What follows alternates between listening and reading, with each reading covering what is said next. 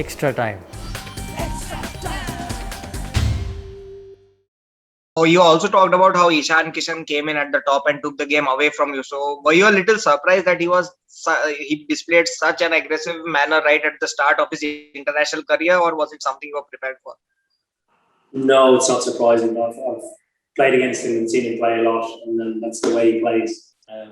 So we were very aware of the threat that he poses. Being an experienced player yourself, how tough is it to play such a fearless innings in T20 debut? How impressed were you watching him go about his business? I think he's clearly played well on debut, but it's not surprising that, given the amount of IPL exposure that he's had and the success that he's had in the IPL, that has clearly bridged the gap between playing domestic cricket and playing international cricket. And he's not the first player to come in and do it in an Indian shirt. Just wondering what the biggest learning points you take from that game, the conditions, how to play the conditions moving forward in this series. I suppose the difference in the wicket that we played and how we adapted to start, I suppose it was a completely different wicket that we played on, and it only being 2 strips over from the one that we played on in the first game was probably a wicket that we would have predicted coming into the series that played the majority of the games on quite slow, low, didn't really turn a great deal.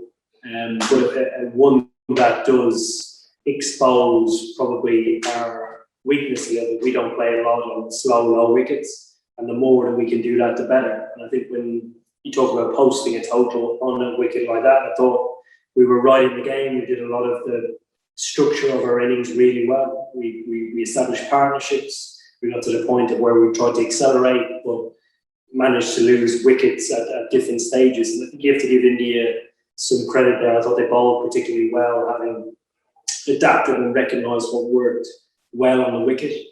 And then defending that total, I thought India, taking early wickets, were brilliant. But India managed to get away from us quite quickly. I thought Devington, Ishan Kishan played pretty well, managed to take the game away from us, and everything then that we tried didn't seem to work. In the first 2 T20s, we've seen the team batting second win comfortably. Do you think there's too much advantage on the toss in the way the pitch is playing? No, I don't think so. I don't think, the advantage was, again, it always is with the guys batting second, but there was definitely more due in the first game than there was tonight. So there wasn't a complete disparity between innings. Owen, not the result you wanted, but does this result sort of give an example of why you thought this series was so important, learning where you have to improve before the World Cup? Yeah, absolutely. I think, to play on, to become better in these conditions, the only way we do that is by playing and making mistakes. And you tend to learn quicker if you're winning and confident and everything runs reasonably smoothly. You can integrate learning quite quickly. But equally, if we have to learn the hard way, we're still going through that process of trying to learn game on game. So when it comes to the World Cup in 7 months' time, we can be as best prepared or know more about ourselves and where we need to get better before then. How far below par do you think England were this evening? With the batter, I actually don't think that far. I think, again, India played really well. I think on top of that, they came out all guns blazing and managed to get away from us in that period where we didn't manage to do that. So that put our bowlers under a little bit more pressure. And then I think when we tried to go back to either basics or taking the pace off the ball, we didn't execute well. No, you came in at number 5 with Ben at number 6, which was the other way round from the series in South Africa. Could you just explain the decision and the thinking that went into that? Yeah, of course. The decision behind it was primarily based about trying to get me into the game while the seamers were on and not necessarily the spinners. It actually didn't work out that well. They continued to bowl spin and 1 over a seam. Again, my record against seam coming into that stage of the innings is better. than against spin. So that was a call that we made. And more generally with Ben, do you feel like you're still sort of trying to nail down exactly what the ideal role for him is, or do you feel as though you know that? No, I think in the middle order. Again, we saw in South Africa how well Ben played. I don't think it's an easy role. I've done it my whole career. It treats you like crap the majority of the time. You need guys that really play the situation of the game and aren't that bothered about taking risk when the team needs it.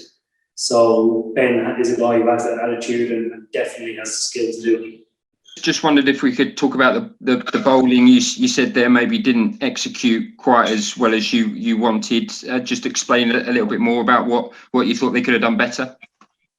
I probably thought we could have been a little bit more accurate in the lines and the lengths that we bowled. I think the other night the pitch really suited us and had more pace in it. It's actually similar-ish to a wicket at home, probably a Cardiff wicket, something like that. That was a little bit uneven and went through nicely, maybe stood up a little bit. But this took us out of our comfort zone today, and really was a typical Indian wicket that we would play on in an IPL game.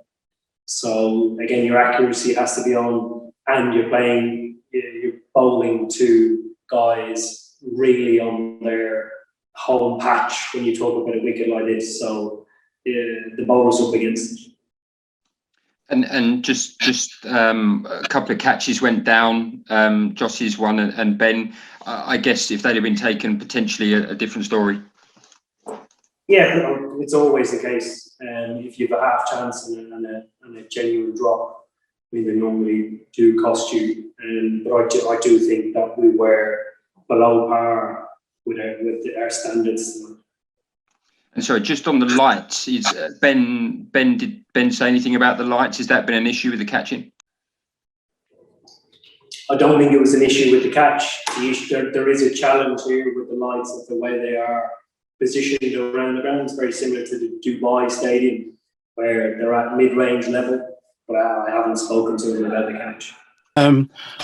I just wanted to ask about, you talked about playing on sluggish surfaces and how you want to improve and maybe do even better than you are at the moment. What does that look like from a batting point of view? You got 164 tonight. Maybe, if you get better at it, you might have got 180, 190. How do you actually go about getting those bigger scores on sluggish pitches? Do you have to go harder? What's the theory? No, I think particularly when it comes to batting, the biggest sixes guys hit are normally when it looks like they've put no effort into it. So maintaining your shape when you're trying to hit the ball, attacking probably a bowler that you have an advantage with, or you play that type of bowler really well.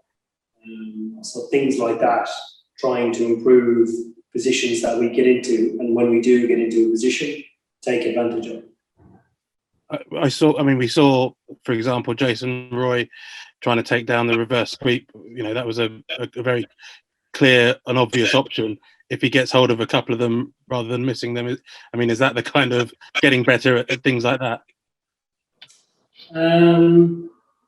Not necessarily a reverse sweep. It's probably like identifying. So most players should know their game inside out, where they struggle, where they're strong, and it's when they're strong against whoever, it's taking that option and not hesitating in doing it.